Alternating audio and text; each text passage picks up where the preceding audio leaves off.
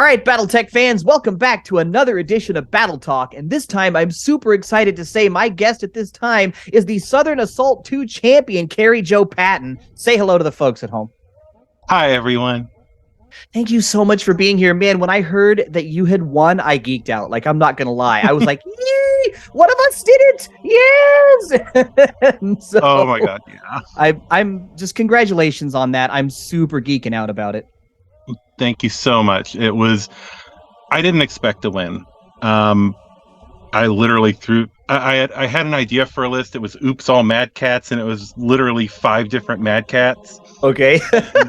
It was like, this will be fun. And then my brain went, no, you want to win. So like a week before, I went ahead and theory crafted a list and didn't play test it or anything. And it was awesome. It just worked right out of the gate, just like that. Mm-hmm. It was all theory, and it was like, okay, so I can cram this onto, like, I can cram 2 heavy battle armors into an APC because the Marauders have the magnetic clamps and all that. So it was like they can go right on the APC. The tortoises can ride inside. I just dump them all off in the middle of the table. That's a combined 16 damage a turn that they can put out. Yeah. An alpha strike, and it's like, okay, yeah, that's like dumping 2 assault mechs or 3 assault mechs in the middle of the table and being like, here, they're easy to kill, but there's real assault mechs behind it. Sure, and they'll do a bunch of damage in the meantime. I'll need you to send me your list because I want to put that up on the screen here so everybody can see, if you don't mind anyway. Absolutely. I've shared it on a few different places now. People have like poked and prodded about it. It's like, yeah, here's what I did. It's just... So here's what I'm looking to know. Is it the mecha as it seems? I see the pictures. I see the social media posts. I see people, like sharing their experiences from there. And I'm like, man, to just like walk in that door just feels like, to me, you'd be like, I'm here. This is it. Like, does it have that does it have that feel to it? A little bit. It's held at I can't pronounce it. Speas Elementary School. Okay. The guy who runs it, he also, I can't remember his name right now. He also owns Fortress. And Robert I think he's Robert. Yeah, he's one of our sponsors here. Yes. Yeah, he's one of the principals, or he is the principal or vice principal or something. Mm-hmm. And the whole auditorium, you have like tables just spread out all over. And of course, because it's an international elementary, there's like every country's flag hanging from the ceiling. So it has this way different feel from most gymnasiums that you ever walk into for a school. Sure. And of course, all the tables. And this year, there was literally a table that ran the length of the long side of the room, covered in prize support. That is cool. I was love just hearing stuff like that. Oh my God, there is so much stuff here this year. Yeah, it was, I want to say like 4 or 5 different artists contributed. Death Ray Designs, Feldhair. Oh God. I can't even remember. Ironwind Metals. I know there's somebody I'm missing. There's a few. Basically, a who's who amongst all our various retail friends. Oh yeah, and of course, podcaster-wise, it was Watching Paint Dry was there. I was there. The Mech Bay was there. There was supposedly a 4th one there, and I don't know who it was. But I was actually that was on my list of questions to ask, is if there were other content creators there besides yourself. Oh yeah, it was like the only ones missing, I want to say, at least that I knew of, are you, On the Origins of Battletech, Wolfnet, and I know I'm missing somebody now, but Armor Up.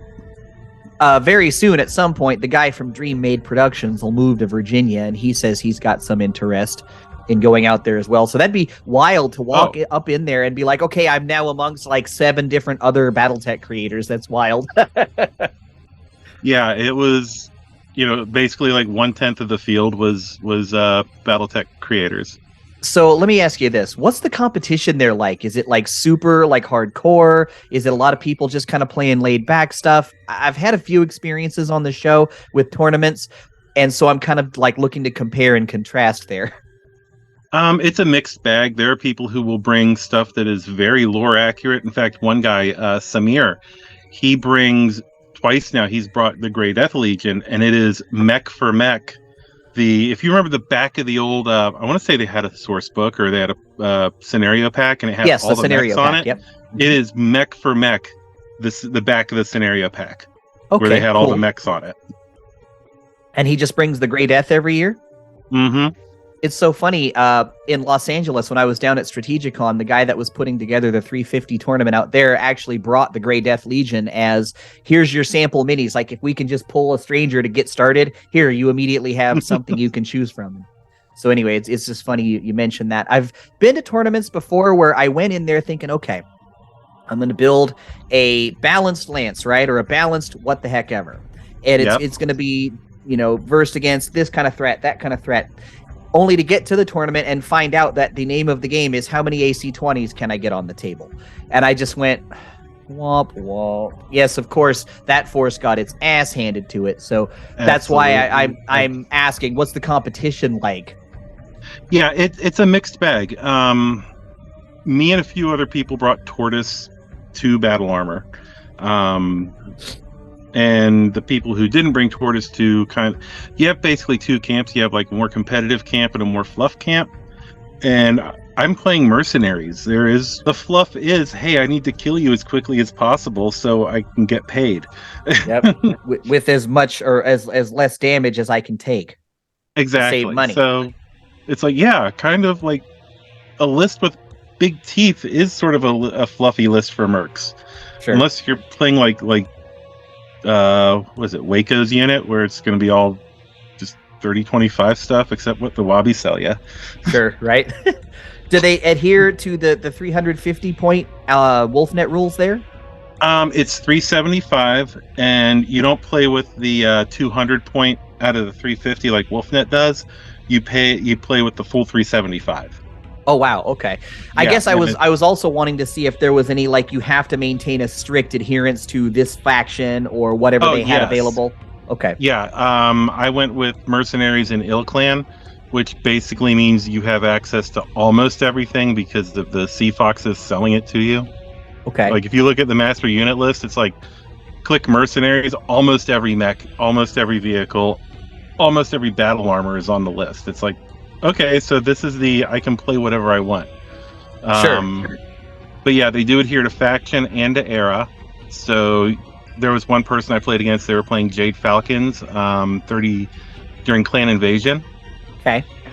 And his stuff looked fantastic, but it limited some of his choices, obviously. Sure.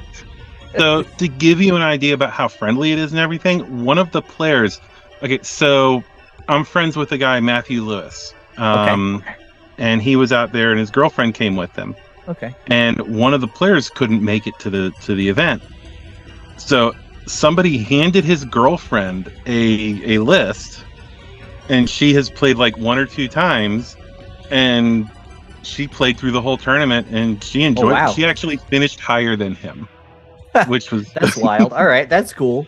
So tell me about this. This isn't the first championship that you've been able to take home. Is that right? Do I have that correct? That is absolutely correct. Let's talk about that. I want to say it was 2018, 2017, something like that. I went to Tennessee. So Tennessee, there was a tournament. TNT was the name of the tournament. Or it was a convention. It had 40K, Battletalk, a few other things. And whoever won got a belt. Ah, okay. It's an actual full-on wrestling belt. I was going to say, because they're a wrestling, area, that makes so much sense. And it was 500 points, no faction limitation, no technology limitation. Oh wow. No pilot skill limitation in Alpha Strike. So I took this incredibly broken list because I kept telling them in the monthly. Yeah, why wouldn't you? It's like, you need to limit things. You need to have faction limitations. And they're like, no, we don't. I'm like, yes, you do. So I get there, and I have a list. I don't remember the list, and I still have it somewhere. But I know it was a Black Hawk 2, a Rakshasa, a Nova H. Oh, I forget what else was in there. But everything was like skill 1, skill 2. I would delete light mechs. Like one shot, yeah. You also rolled single, instead of the multiple rolls, you rolled a single die roll for all your damage. So a Blackhawk H that does 6 with a skill 0 pilot sees a dasher and goes, zap, that's dead. Drive all the way out to Tennessee. It was like a 14-hour drive to Nashville. Okay. Just so I can play, 4 straight games in one day and leave with my mind melted and a belt. What do you mean mind melted? Like, how did that happen? It was just, it's so much, because they were 2.5-hour rounds. Okay. So we went in at, I want to say 9 o'clock, 10 o'clock. Oh, so you mean you played a long time straight in a row? Mm-hmm. Okay. It's roughly 10 hours straight of gaming, and it's just like, yeah, no, I tell this story now. I recently had that same experience out in Yuba City. I played a company versus company game of Capture the Flag with our player that we rocked like 11 and a half hours. Like, oh my god. I was dead. I just kept telling him, I'll concede. Just no, we gotta play this to the end. Okay. And no. I feel bad for him. Because after you're right, after about 10 hours, I was just like this. Okay. Yeah, you can't think anymore. I mean, so Southern Assault split up over 2 days. He does 4 rounds on the first day, 2 on the second. Okay. By the end of the first day, by the beginning of round 4 on the first day, me and my opponent were so just out of it that it's like, okay, so I have this special ability. I'm like, all right, how's that work? He's like, it works this way. Are you sure? I don't remember. Oh my god, brain. Yep. We were like, and of course, things that normally would take us like 3 or 4 minutes or a single sentence to clear up, it was like, let's grab the book. We don't remember. Sure. Do you do a lot of play testing for this kind of thing over the course of the year, or is it just kind of you throw it together and see what happens? Normally, there's a lot of play testing. A friend of mine, Roz, she's usually the person I play test with, and she can cook up lists out of her head that are just insanely crazy. Things that she was one of the primary architects behind the list at Tennessee. The other fallout from Tennessee was when WolfNet made their 350. They have an episode where they talk about it, and they even said, to quote, I think it was Gideon, yeah, there's this one cat that just went in there and steamrolled everybody. And they're talking about you. Yeah, so it's nice. One of the more interesting things, he wanted a fluffy feel to it in Tennessee. So I don't remember all of the each you had 4 special abilities that you could use during the entire tournament. Okay. The only one I remember was called This Is My Home Planet, which obviously, but it let you, when one of your mechs went down, it let you shoot again with the mech. Oh, nice. Okay. Oh yeah, so that's really good. Mm-hmm. Like, oh, you killed? Yeah, this is my home planet, and just zap something else off the table. Even if you had attacked once already? Mm-hmm. Oh, wow, that's wild. Yeah, so that Blackhawk would be like, oh, look, I did 6 damage and killed that. Oh, you killed me? All right, overheating 4, 10 damage at that. Yep. I'm going down in a blaze of glory. So we were just talking about how there was so many different content creators kind of in one room there. Let's talk about what you like to do. Let's talk about your podcast. Tell me a little bit about that. Unicorn Company. Oh God. So it sort of came out of I don't know how to put it. It was just like one day I was listening to a podcast and every podcast was guys. And I was like, you know what? I want to hear a girl, but there's no one doing it. I'm like, okay, I'll just do it myself. And sure, why not? It sort of brings, and also there's issues that they don't want to touch, like some of the people don't want to touch, simply because they are very hot button. Like stuff like how women are treated in gaming, and I mean that's the biggest one, but sure. You got a few different things that come in, and it's like, I want to be able to address these. I still want to do fluff type things. I still want to talk about the factions, the mechs, all of that. In fact, part of what I do is I call it a mech tech at the end of every episode, where it's I try to plan them, because there's some of the designs, it'll be like, oh, let me do the morale. Oh my god, there's like 40 variants. Sure. Right. Have fun with that. But yeah, so I try to cover a mech every episode, and then in October I do the Mechtober, which is always themed. And sure. But yeah, so I mean, it's mainly talking about BattleTech from my perspective, someone who's seen as an outsider by some, at least people like me in the hobby, and I feel like it's sort of like a safe, I hate to use the term, but a safe space in BattleTech. It's. I don't think that's necessarily such a bad term to use, and I'm going to tell you why.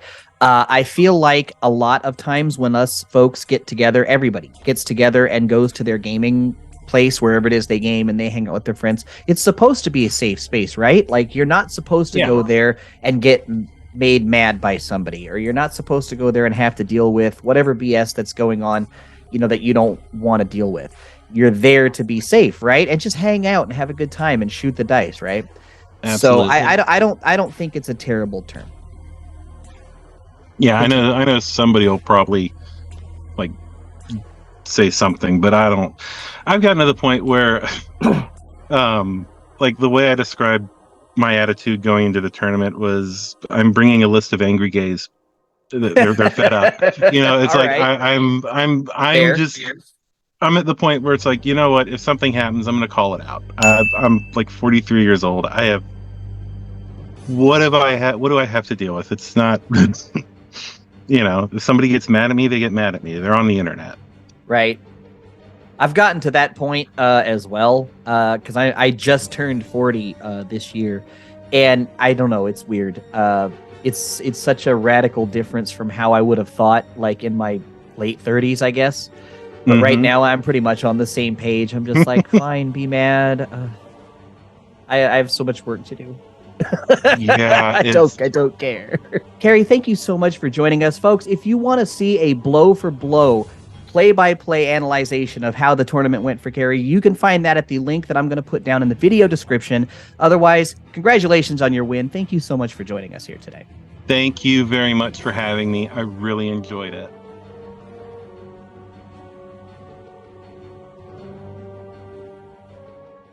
Be sure to smash our like button and subscribe to our channel. Crowdfunding is when lots of people give you small amounts of money to help your passion project come to life.